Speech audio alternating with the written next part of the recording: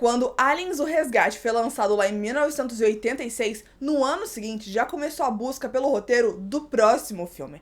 William Gibson chegou antes de todo mundo e foi o primeiro dos 10 roteiristas a mandar um material completo para Alien 3. Um ano depois, ele escreveu uma nova versão do seu roteiro que era bem diferente. Enquanto a primeira era bem mais focada na ação, assim como Aliens, a segunda tinha apenas 3 xenomorfos e tinha muito mais um clima de horror cósmico do primeiro filme. Porém, os seus 2 roteiros foram descartados pelo estúdio. A primeira versão que ele escreveu é até hoje a versão mais conhecida de um roteiro não utilizado de Alien 3. Por isso, hoje a gente vai falar sobre a segunda versão. Uma coisa que vale a pena notar e que os fãs mais assíduos de ficção científica já podem ter reconhecido é que William Gibson é um nome conhecido no meio. Foi ele quem escreveu Neuromancer, livro que serviu de inspiração para os filmes de Matrix e é considerado a obra precursora do cyberpunk. Então esse cara não era qualquer um, mas como será que era a visão dele pra franquia Alien? Eu sou a Aline e essa é a Ala Secreta, onde eu te mostro o terror como você nunca viu, mas sempre quis ver. E eu já posso te garantir que, se essa versão do roteiro tivesse ido pras telas,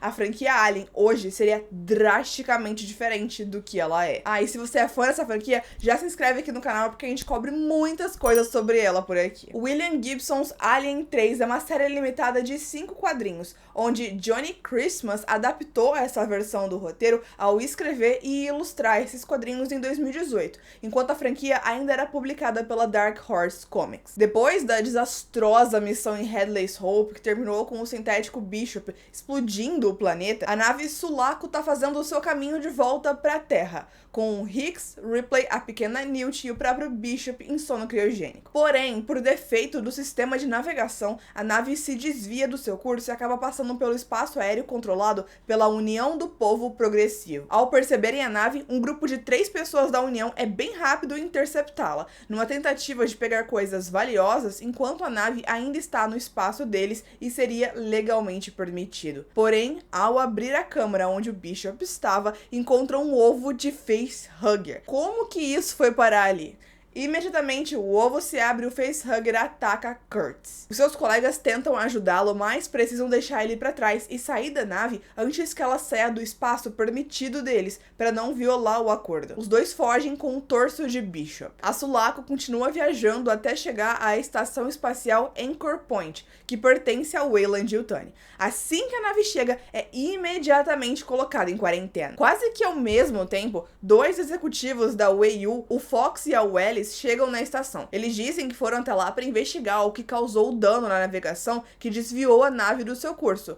Mas o comandante da estação, Rosette, não acreditou nisso nem por um segundo. Mandar 2 executivos de alto escalão para investigar um defeito em uma nave? Ele não nasceu ontem e a gente também não. Ele fica desconfiado dos caras até apontar o fato de que os 2 saíram da sua estação, que fica próxima da Terra, antes da nave sair de curso. Então eles já sabiam para onde ela estava indo e o que aconteceria. Quando são pressionados, o Fox e a Wells revelam que eles são da divisão de armas da Weyu e que a Sulaco foi desviada do curso propositalmente para chegar a Anchor Point quando materiais relacionados a armamento a bordo se tornaram ativos. A nave violar o espaço comandado pela União foi apenas uma coisa não intencional, mas necessária para eles conseguirem isso. O Rosette não ficou nada feliz com isso. A estação dele era não militar e deveria continuar assim para manter o acordo com a União. A relação entre eles, essa estação da Weyland-Yutani Anchor Point e a estação da União, que ficam bem próximos relativamente ali,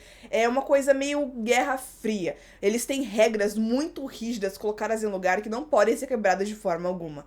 Em nenhum momento eles dizem o que vai acontecer se um deles quebrar as regras, mas deve ser uma coisa muito ruim, porque lá no começo desses quadrinhos, 2 pessoas abandonaram um amigo só para não quebrarem a regra de estarem numa nave fora do espaço deles. Porém, mesmo relutando, o Rosette é obrigado pelos seus superiores na Terra a obedecer Fox e Wells. O time de biotecnologia da estação faz uma varredura na nave, incluindo a ecologista Spence e o biólogo Tully. Antes de abrirem a nave, pelas câmeras, um funcionário vê algo pequeno passando muito rápido. Ele acha que viu coisa que não existe, mas a gente reconhece bem essa forma, né? Ao entrar, eles encontram os 3 humanos em estasis, quando do nada a Ellen Ripley acorda, abre a sua cápsula e pula em cima da equipe de resgate. Para parar ela, eles injetam tranquilizantes e ela desmaia. A única coisa que diz é não antes de apagar completamente. Fox e Welly se afastam e encontram o corpo de Kurtz com um buraco no peito. Sterling, da estação Anchor Point, tenta ir lá para ajudá-los, mas os dois insistem que ele fique longe. Quando ele insiste mais, Fox aponta uma arma para Sterling, o mandando cair fora.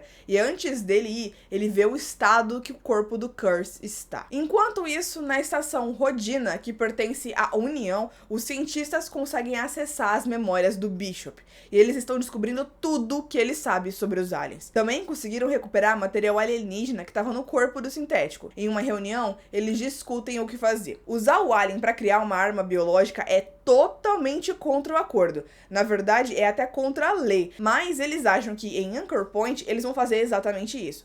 Então é uma questão de eu deixo meu inimigo quebrar as leis e se armar enquanto eu obedeço às regras e fico indefeso, ou eu quebro a lei primeiro e garanto alguma vantagem pro meu lado. É uma coisa bem, essa guerra só existe na minha cabeça, mas eu vou fazer ela se tornar o problema de todo mundo, sabe? Para comprar mais tempo e tentar ganhar ainda mais vantagem, o executivo da Rivera pede que consertem o sintético Bishop e devolvam a Anchor Point, sem deixar que eles saibam que acessaram sua memória e que tem qualquer informação sobre o alien. São muitos nomes e pode acabar ficando confuso. A estação da União se chama Rivera e o laboratório dele se chama Rodina. Então tem o nome da estação e tem o nome da laboratório e aí tem o nome da empresa, é bastante coisa. Mas eu vou resumindo tudo pra vocês. A intenção dele com isso é parecer que não sabe de nada e ganhar mais tempo pra ir trabalhando nos seus estudos com o DNA do xenomorfo. De volta em Anchor Point, Newt e Hicks acordaram. Ele logo pergunta da Newt, mas não demora muito pra encontrá-la, já que ela foge dos médicos e corre até o quarto de Hicks, se escondendo em um canto e perguntando aos berros onde é que tá a Ripley. O Hicks se coloca na frente dela e exige saber a mesma coisa. Então Spence leva os dois até onde Ripley está sendo mantida. Ela entrou em coma por causa de um mau funcionamento na sua câmara de sono causada pelo time da União que entrou na sua nave antes. Até por isso que ela acordou enquanto ainda estava lá dentro. Fox e Wells conversam com Hicks e Newt para que eles não contem para ninguém o que aconteceu em Hadley's Hope. A Wells diz que a Newt tem família na Terra, os seus avós, e que vão mandá-la para ficar com eles. Spence e Tully começam a examinar amostras biológicas que conseguiram pegar nas pernas do Bishop que estavam lá na nave. Eles mandaram 2 funcionários consertarem a Sulaco. Um deles, o Sterling, se recusa a entrar na nave por medo, depois de ter visto o que aconteceu com o corpo do Kurtz. Mas isso não é problema porque eles usam equipamentos para transportar ela sem precisar entrar. Porém, a unidade de congelamento da nave estava dando muito defeito, então ao invés de consertar, que não daria para fazer, eles só tiram ela e colocam uma nova no lugar. É aí que o chefe dessa estação, Rosette, recebe uma mensagem do executivo da União, dizendo que eles vão entregar o sintético Bishop e em troca querem que libertem Kurtz, que eles lá não sabem que já tá morto. O Rosette se faz de doido e finge que não sabe quem é o Kurtz, mas o outro o ameaça, dizendo que eles lá estão investigando se tá rolando alguma quebra de acordo em relação a armas biológicas, e as coisas entre os dois ficam bem tensas. Lá no laboratório, a Spence e o Tully mostram pra Fox o que descobriram com a sua investigação. O DNA alienígena recuperado se assimila ao DNA humano e o transforma totalmente em meros segundos. Uma coisa bem diferente das horas que leva para um chestbuster se formar depois da infecção pelo facehugger. A Spence diz que os experimentos devem acabar imediatamente e todas as amostras têm que ser destruídas, porque é impossível deter esse organismo com a velocidade que ele pode contaminar qualquer um. Isso deixa o Fox muito irritado. E para proteger a Spence, o Tully diz que ela só tá dizendo que, como é um estudo muito perigoso, precisa ser feito em uma instalação de contenção, ao que o Fox responde: essa estação é a instalação de contenção, pro horror dos dois cientistas. Lá na União, eles estavam fazendo o quê? Criando Prometheus. E sim, eu disse o que eu disse. Eles simplesmente tinham um alienzinho em um tubo e estavam analisando ele, quando o executivo manda essa. É irônico, a prontidão que essa criatura se abre para manipulação genética, a velocidade que as suas células se multiplicam. É como se a estrutura genética tivesse sido criada para fácil manipulação. E essa aparente compatibilidade universal com outros seres. E você acha isso irônico, coronel? Pergunta a outra. Nós estamos tentando usar isso como uma arma, mas isso já é uma arma. O fruto de algum experimento ancestral, um artefato vivo, o produto de engenharia genética. O cientista concorda. Talvez nós estamos olhando para o resultado final de outra corrida armamentista. Outro grupo de engenheiros que criam vida e a manipulam, você diz?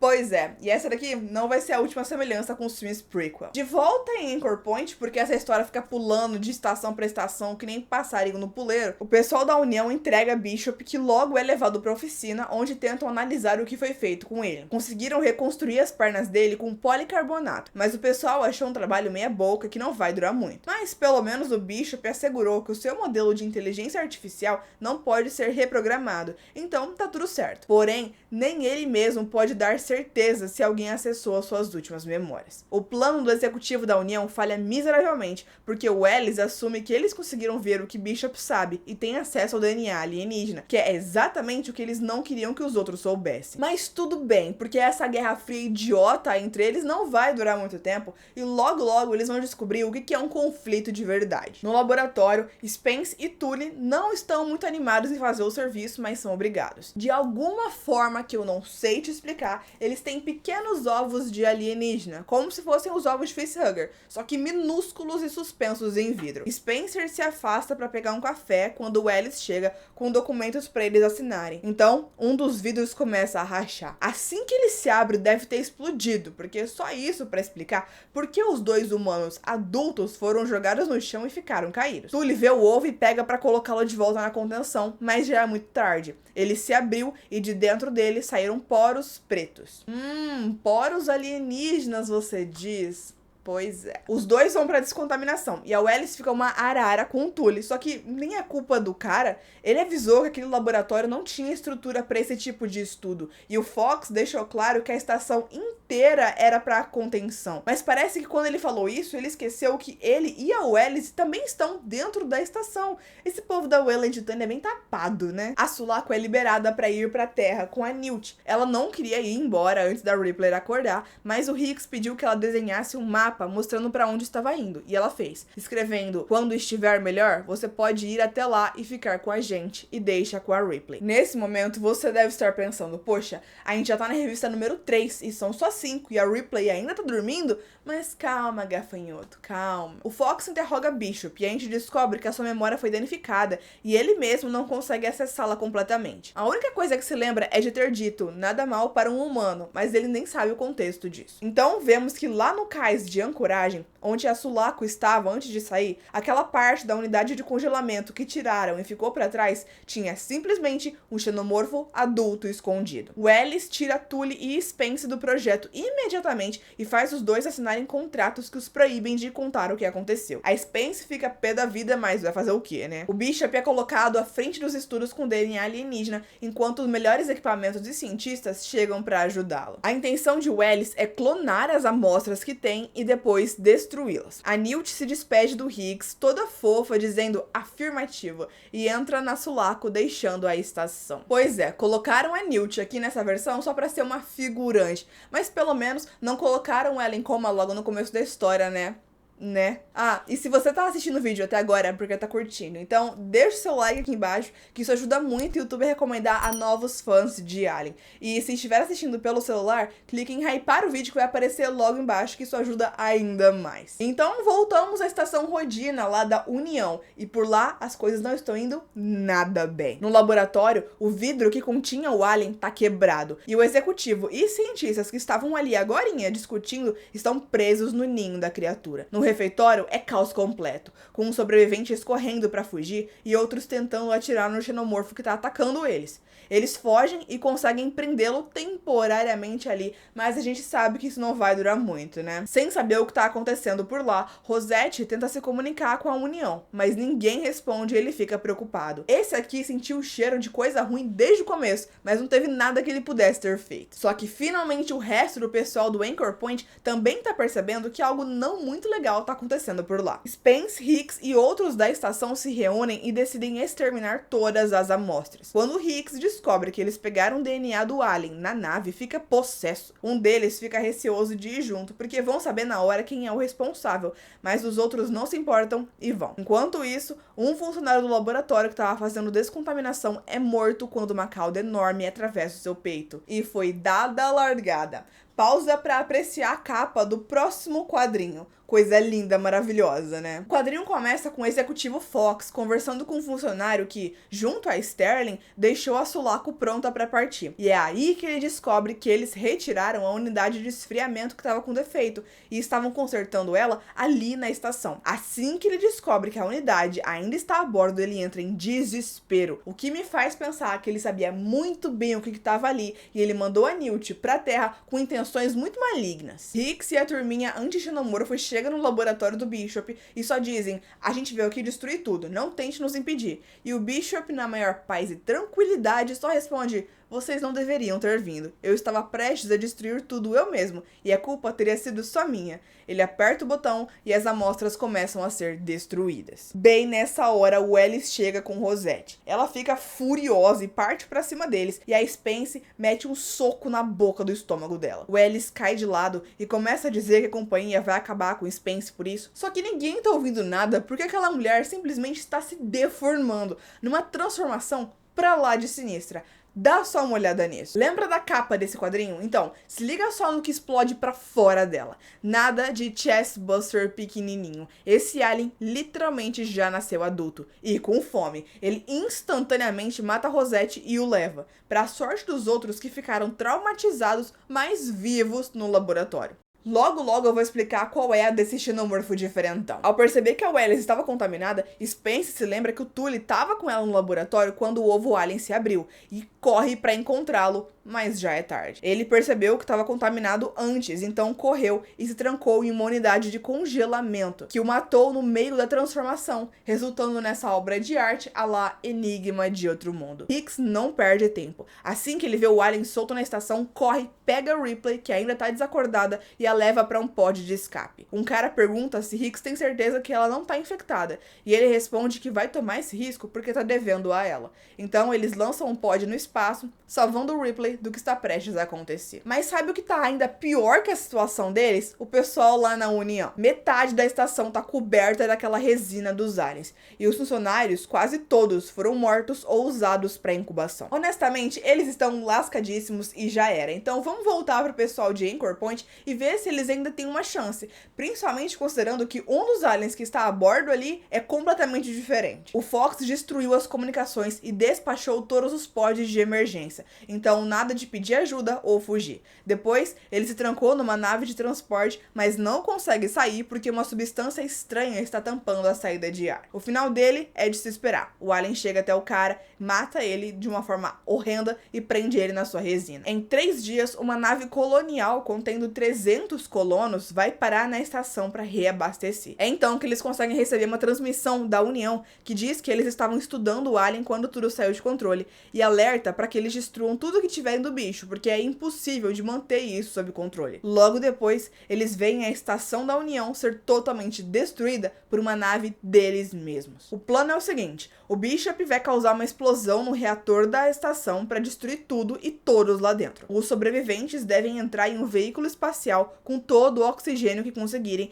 e se afastar da estação para não serem pegos na explosão. Então esperar 3 dias para serem pegos pela nave que vai passar. Hicks pega um lança-chamas e vai com o Bishop colocar tudo para explodir. Eles encontram um alien diferentão matando uma mulher. Hicks o coloca para correr, mas não consegue matá-lo. Bishop consegue ligar os sistemas que vão explodir tudo e perde a sua perna direita no caminho, pelo material que usaram ser ruim. Os humanos também não vão nada bem. O alien híbrido chega e simplesmente morde a perna de um cara antes de ser afastado pelo Hicks. Mais um cara se transforma em alien e Hicks o queima antes da transformação terminar. E isso é 100% Enigma de Outro Mundo. O alien híbrido chega e começa a matar os humanos. Quando o outro xenomorfo chega, os dois se olham e imediatamente caem na porrada.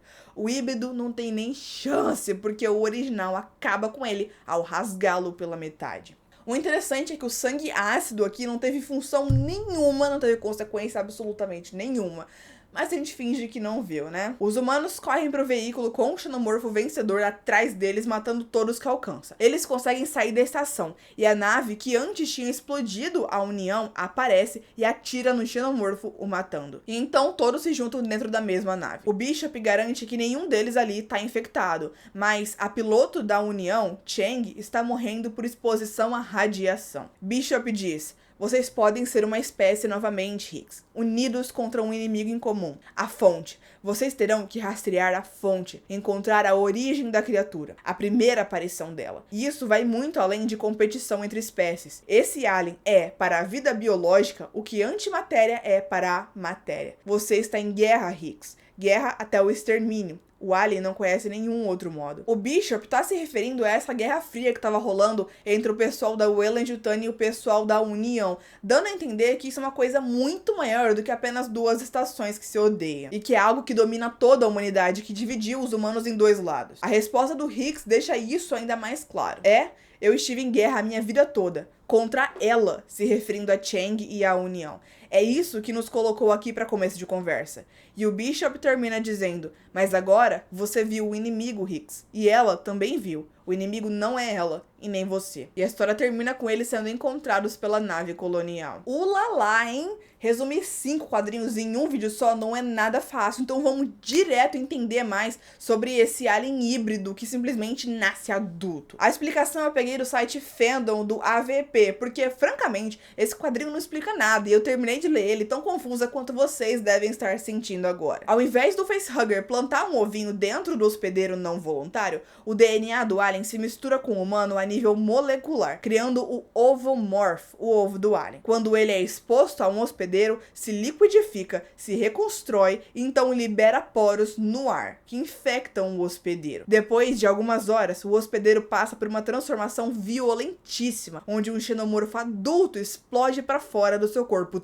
todo. A aparência dele é diferente da normal porque ele tem mais DNA humano que o comum. Para começar, que ele tem olhos e são vermelhos. Também tem um nariz humanoide e uma mandíbula interna, aquela boca dentro da boca, bem mais flexível. Sabemos que o xenomorfo clássico não vai nadinha com a cara desse novato. Isso porque ele deu uma olhada nele e falou nope, então dividiu aquela coisinha feia no meio. Olha, conhecer esse roteiro não usado foi interessante por 2 motivos. Para começar, é que aqui tem ideias que foram usadas depois nos filmes de Prometheus e Covenant. O híbrido, os poros, a ideia de uma raça alienígena super antiga que criou os xenomorfos para usar eles como armas biológicas. E também porque Alien 3 é geralmente o filme mais odiado da quadrilogia original. E realmente ele é o mais fraquinho dos 4. Mas uma das coisas que as pessoas mais odeiam em Aliens 3 é como ele basicamente desfaz o que foi feito em Aliens, com Newt e Hicks já começando o filme mortos. Mas olha aqui, o primeiro roteiro que foi escrito para esse filme tinha a Newt sendo uma figurante e a Ripley simplesmente a mimir a desgraça da história toda. Francamente, se eu fosse assistir um filme de Alien, onde Ellen Ripley só aparece dormindo em 2 ceninhas diferentes, eu ia ter uma síncope. E aqui eles introduzem aliens novos e toda uma lore pros xenomorfos que não é nada explicada.